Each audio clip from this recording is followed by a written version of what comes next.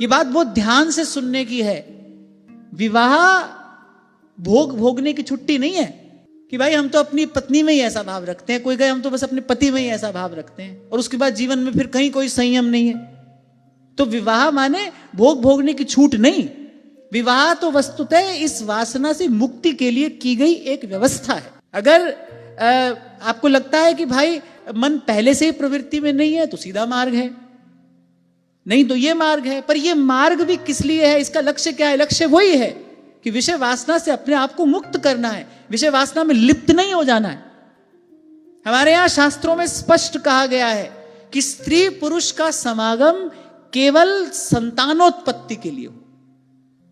एक बड़ी पवित्र भावना अपने हृदय में लेकर वो समागम भी केवल संतानोत्पत्ति के लिए हो, भोग की दृष्टि से नहीं। क्योंकि अगर भोग की दृष्टि से एक बार भोगा तो क्या होगा? सुखानुशयी राग है, वो जो सुख मिलेगा उसमें राग हो जाएगा, मैंने उसको फिर भोगने की इच्छा होगी। एक से ही तो अनेक तक की यात्रा होती है। एक बार भोगा तो फिर दूसरी बार की इच्छा होगी, दो बार भोगा वो 2-4 पर ले जाएगा। तो स्त्री पुरुष का समागम भी केवल संतान उत्पत्ति के लिए है। तो विवाह एक व्यवस्था है। तो अगर गृहस्थ है तो फिर अपनी पत्नी के अतिरिक्त सभी में माता बहन की दृष्टि रखे।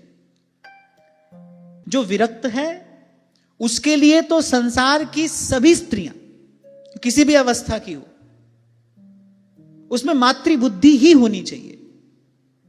और अगर गृहस्थ है तो अपनी एक पत्नी को छोड़कर बाकी सब में माता भगिनी की ही दृष्टि रखे।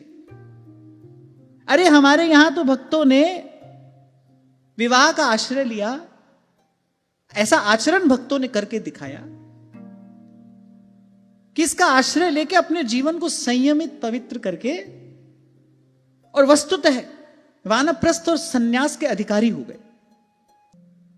तो गृहस्थ हो तो फिर ऐसा जीवन जिए। और अगर विरक्त